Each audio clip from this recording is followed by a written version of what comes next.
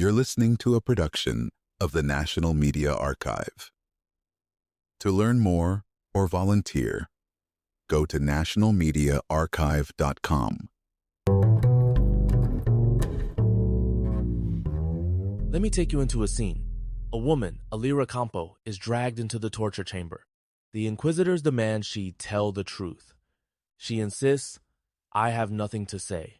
When stripped, desperation sets in, and she confesses, "I bear false witness against myself, for I do not want to see myself in such trouble." Imagine confessing to crimes you never committed just to end the pain. Now, you might be thinking, why would anyone say such a thing?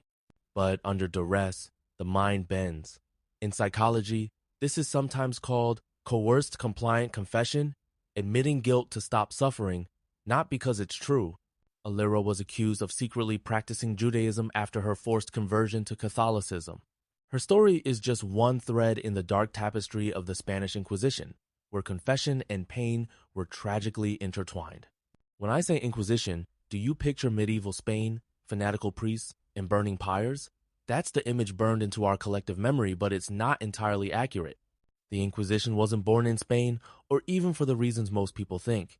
Its origins trace to the 12th century, aiming to combat organized heretical movements in southern France and northern Italy. The first targets? The Catharsa sect, who believed all matter was evil, echoing Gnostic dualism, and who rejected established dogma. Here's the twist. It was more about maintaining religious unity than simple cruelty. The Inquisition's early toolkit included the Episcopal Inquisition, essentially a church-run investigation, and the later Pontifical Inquisition, which centralized papal control. So, from the get-go, the Inquisition was as much about power as piety.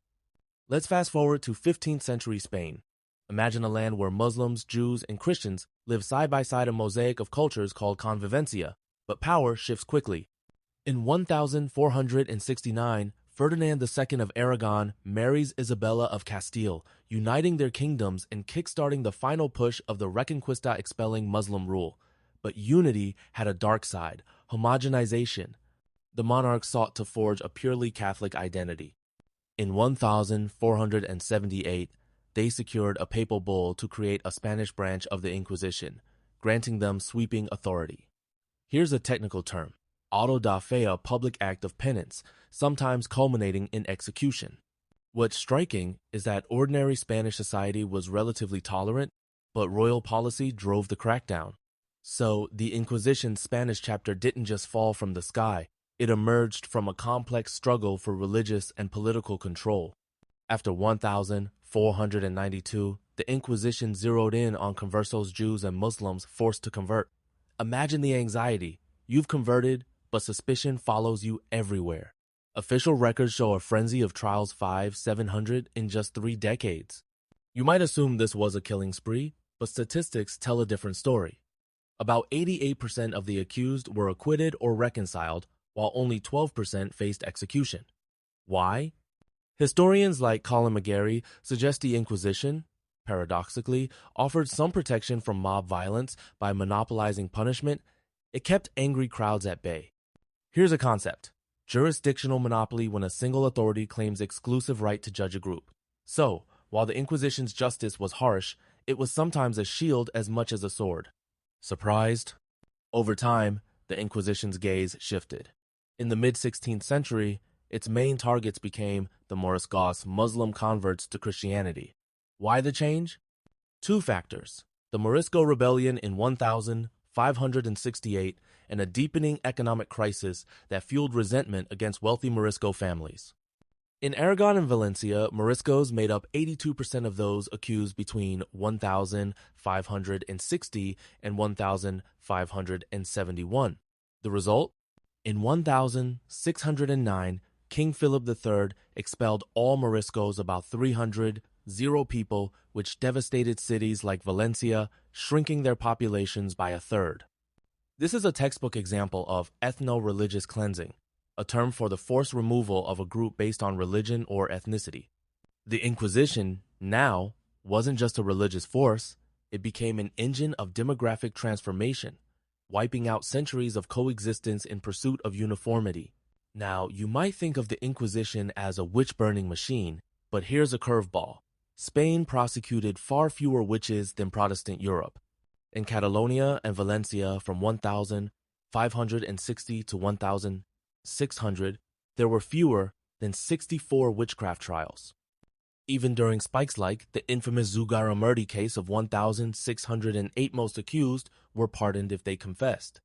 Only 6 were burned alive, with 5 more burned in effigy after dying in jail. Compare that to German or English witch hunts, and Spain looks almost lenient. Why? Spanish inquisitors prioritize eradicating heresy over superstition. The technical term here is rational legalism, an approach that codifies and systematizes legal proceedings. So while the Inquisition could be merciless, its war on witches was surprisingly restrained. Let's unpack how the Inquisition actually worked. Picture this. Inquisitors arrive in town, present their credentials, and announce an Edict of Gracia, a period when people can confess and be pardoned. Afterward comes the Edict of Faith, launching full investigations. Contrary to popular belief, Inquisition jails were often better than regular prisons. Defendants could walk freely during the day, receive visitors, and even bring in their own food. The legal process was systematic: evidence, testimony, and cross-examination.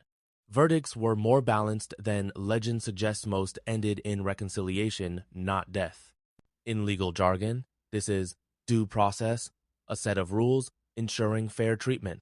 Of course, public humiliation and corporal punishment were common, but the real outliers, burnings and tortures, were the exception, not the rule. Surprised by the bureaucracy behind the brutality? Here's the question everyone asks. How common was torture? Pop culture thanks Monty Python makes it look constant and arbitrary, but actual records tell a different story. At the Tribunal of Toledo, torture was used on only 12% of defendants and rarely led to confession. The Inquisition's methods were limited to 3 main devices: the potro rack, strappado, suspension by wrists, and toca, a form of waterboarding. These were cruel, yes, but compared to secular courts where hot irons and bone breaking were routine, Inquisition's repertoire was almost restrained. Torture was strictly codified, only allowed after a council vote and always supervised by a doctor. The technical term here is judicial torture, pain inflicted under legal oversight. Not excusable, but far from the cartoonish excesses we imagine. Does that change how you view the Inquisition's legacy? Let's confront the horror. Death by burning at the stake. The very phrase chills us. But did the Inquisition really burn tens of thousands? Here's the data.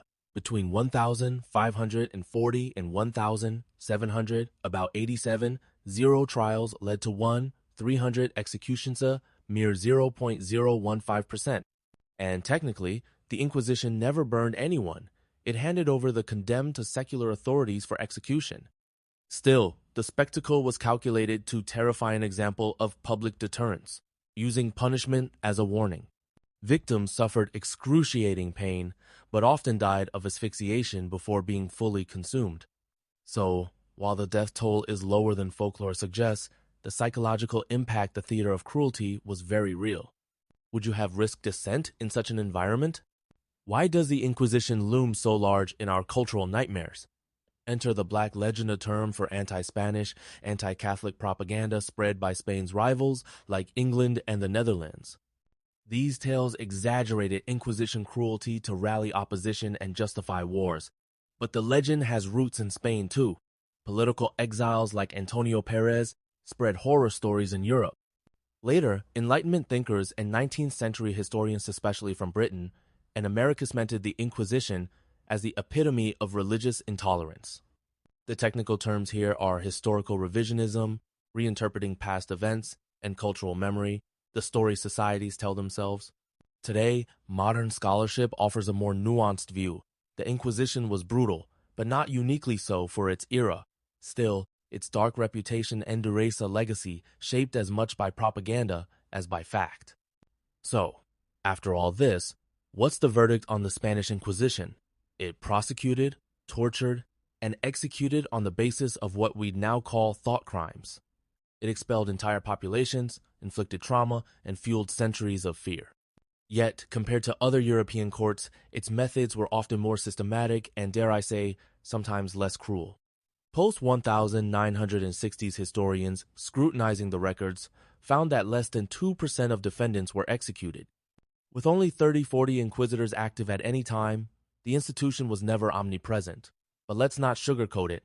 The Inquisition left scars, both physical and cultural.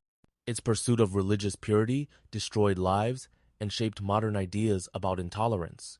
As we revisit its story, let's ask, how do we balance myth and reality? And what does the Inquisition teach us about fear, power, and the dangers of dogma? Food for thought.